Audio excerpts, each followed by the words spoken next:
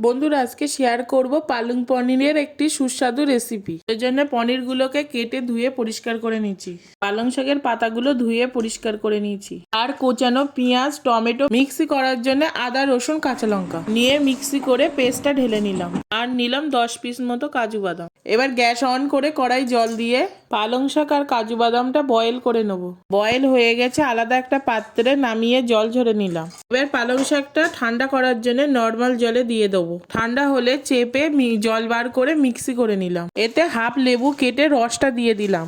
এবার কড়াই রিফাইন তেল দিয়ে পনিরের নুন মাখিয়ে নিয়ে তেল গরম হলে হালকা করে পনিরগুলো ভেজে তুলে নিলাম। পনির ভেজে গরম জলে রাখলে পনিরটা ভালো সফট হয়। এবার কড়াই গরম তেলের উপরে 1 চামচ ঘি দিলাম। এবার গোটা জিরে, কোচানো পেঁয়াজ, আদা রসুন আর লঙ্কার পেস্ট দিয়ে মিশিয়ে নিলাম। স্বাদ অনুযায়ী নুন, পরিমাণ মতো হলুদ গুঁড়ো, জিরে গুঁড়ো, ধনিয়া গুঁড়ো, সামান্য হিং দিয়ে মশলাগুলো মিশিয়ে নিয়ে করা টমেটো গুলো দিয়ে ভালোভাবে কষিয়ে নিলাম। সাইড দিয়ে তেল ছাড়লেই কাজু বাদাম আর পালং শাকের পেস্টটা দিয়ে দিলাম। এবার মিশিয়ে নিয়ে স্বাদ মতো চিনি দিয়ে ভেজে রাখা পনিরগুলো দিয়ে ভালোভাবে মিশিয়ে নিলাম। ফুটে ঝোলটা কমে একটু গামাখা হয়ে আসলে বাটার দিয়ে গ্যাসটা অফ করে দিলাম। রান্না কমপ্লিট, অন্য একটা পাত্রে নামিয়ে নিলাম। বন্ধুরা রান্নাটা কেমন হয়েছে কমেন্ট করে জানাবেন। ভিডিওটাকে লাইক করবেন, শেয়ার করবেন। সবাই সুস্থ থাকবেন। ধন্যবাদ।